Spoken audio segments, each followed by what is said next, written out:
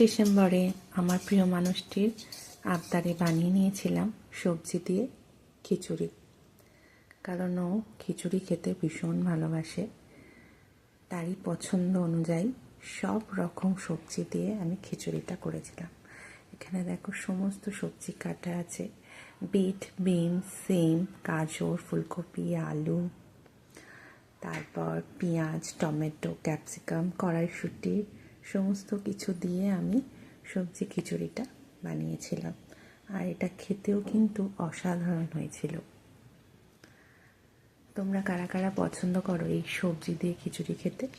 শীতকালে কিন্তু এই সবজি দিয়ে খিচুড়িটা অনেকেই করে, শুধু আমি করি না, অনেকেই করে, অনেকেই ভালোবাসে। আবার অনেকে প্লেন খিচুড়িটা বেশি ভালোবাসে। আমিও আগেতে তোমাদের মতনই প্লেন খিচুড়িটা ভালোবাসতাম, কিন্তু এখন রান্না করে করে মানে আমারও খিচুড়ির প্রতি একটা ভালোবাসা এসে গেছে, এই সবজি খিচুড়ির প্রতি। সবজি দিলে না এর স্বাদ আরও দ্বিগুণ বেড়ে যায়। তো আমি এক এক করে সব সবজিগুলো ভেজে নিয়েছি, ভেজে আর চাল ডালের মধ্যে দিয়ে দিয়েছি। সবার লাস্টে ভেজেছি ফুলকপি আর কড়াইশুঁটি, ওটাকে ভেজে তুলে রেখে দিয়েছিলাম। লাস্টে খিচুড়িটা যখন হয়ে আসবে তার 10 মিনিট আগে লাস্টে দিয়েছিলাম ফুলকপি আর কড়াইশুঁটিটা।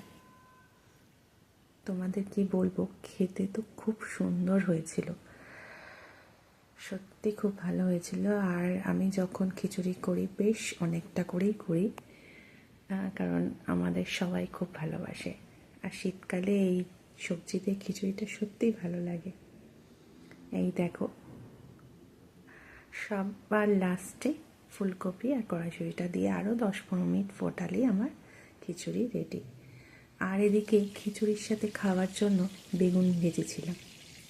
আর একটা স্পেশাল জিনিস বানানো হয়েছিল, সেটা হচ্ছে এই দেখো লোটে মাছ এখানে ম্যারিনেট করে রেখে দিয়েছি।